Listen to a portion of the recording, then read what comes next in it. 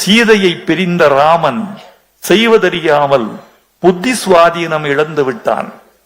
புத்தி சுவாதீனம் இழந்தவன் செய்கிற குற்றம் குற்றமாகாது என்பது இந்திய தண்டனை சட்டம். ராமன் என்ற ஒரு குற்றவாளி முற்றிலும் விடுவிக்கப்படுகிறான். உயிரினும் மேலாகிய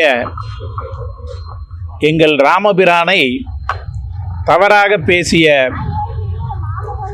வைரமுத்து ஐயா அவர்களுக்கு அவருடைய அந்த தவறான வார்த்தையை வாபஸ் வாங்க வேண்டும், அல்லது அந்த வார்த்தையினால் புண்பட்ட ராம பக்தர்களின் மனதுக்கு ஆறுதலாக அவர் வருத்தம் தெரிவிக்க வேண்டும்.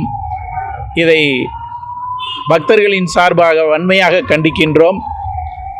அந்த தகவலை ஆட்சியர் மூலமாக அரசாங்கத்திற்கு மனுவாக அளிக்க இங்கே வந்திருக்கின்றோம்.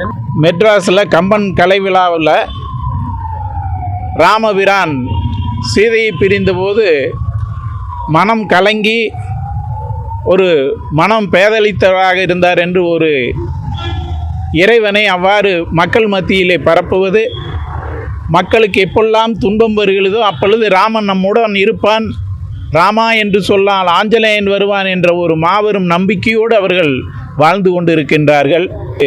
ஒரு விஷயத்தில் நல்லதும் இருக்கும் கெட்டதும் இருக்கும், நல்லதை மட்டுமே நாம் மக்களுக்கு சொல்ல வேண்டும் என்ற செய்தியை இதன் மூலமாக நாங்கள் பக்தர்கள் அனைவரின் சார்பாகவும் சிவனடியார் திருக்கூட்டத்தின் சார்பாகவும் உங்கள் அனைவரின் சார்பாகவும் இந்த செய்தியை நாம் மற்ற மக்களுக்கும் வைக்கிறோம்.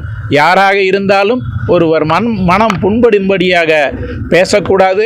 நல்ல விஷயங்களையே பேசுவோம், நல்லதையே நினைப்போம், நல்லதையே பேசுவோம், நல்லதையே செய்வோம் என்ற செய்தியை உங்களுக்கு இதன் மூலமாக தெரிவிக்கின்றோம்.